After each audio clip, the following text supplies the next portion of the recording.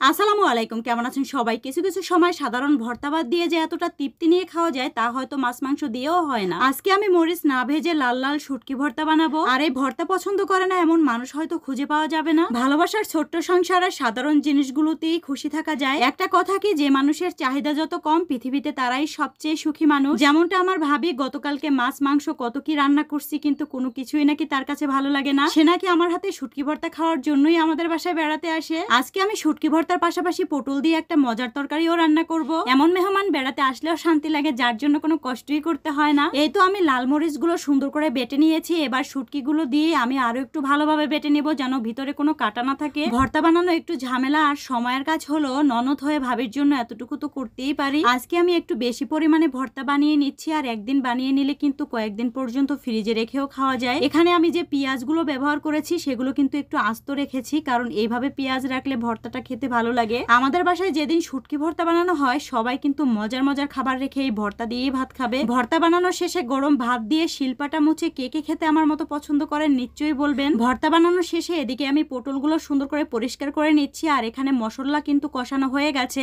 আর আজকে ট্যাংরা মাছ দিয়ে আমরা পটল রান্না করব। আর এই রান্নাটা হচ্ছে বিকেল বেলা। দুপুরবেলা তো রোস্ট রান্না করা হয়েছিল, পোলাও রান্না করা হয়েছিল, কিন্তু সে শুধুমাত্র ভর্তা দিয়েই খেয়েছিল। পটলের উপরের খোসা রেখে এভাবে রান্না করলে কিন্তু অনেক বেশি মজা লাগে। মাছ দিয়ে তরকারি রান্না করলে সেই মাছগুলো তেলে না ভেজে এভাবে কষিয়ে রান্না করলেও কিন্তু অনেক বেশি মজা হয়। যেহেতু ছোট মাছ ভেঙে যেতে পারে, এজন্য আমি মাছগুলো তুলে নিয়েছি। আর এবার হচ্ছে পটলগুলো সুন্দর করে কষিয়ে নিব। আসলে সংসারে মানুষের মধ্যে ভালোবাসা থাকলে অনেক দামি খাবারেরও প্রয়োজন হয় না, খুব অল্পতেই খুশি হওয়া যায়। আর এখানে মায়ের হাতে ডাল রান্না, আর মায়ের হাতের এই ঘন করে ডাল রান্নাটা আমরা খুবই পছন্দ করি। আমি রান্নাঘরে আসার আগেই মা ডাল রান্না করে নিয়েছে, এজন্য ডাল রান্নাটা পুরোপুরি আপনাদের সাথে শেয়ার করতে পারি নাই।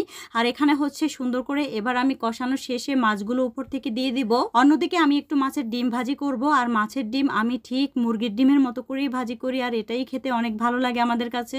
আসলে এক এক অঞ্চলের মানুষের রান্না এক এক রকম, আর এক এক অঞ্চলের মানুষ এক এক খাবার খেতে পছন্দ করে।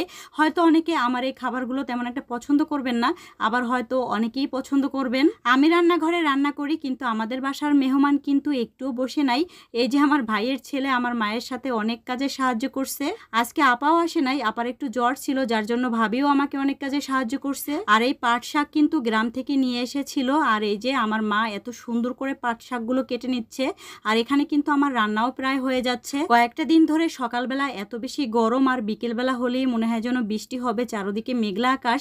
আর এই মেঘলার মধ্যেই মনে হয় যেন আরো বেশি গরম লাগে। আর এদিকে মা এত সুন্দর করে শাকগুলো কেটে নিচ্ছে, আমি চাইলেও কিন্তু মায়ের মতো কখনোই পারবো না, কারণ মায়ের কাজগুলোই অন্যরকম। তো সবাই আমাদের পরিবারের জন্য দোয়া করবেন। আজকের ভিডিওটি এ পর্যন্ত, সবাই ভালো থাকবেন।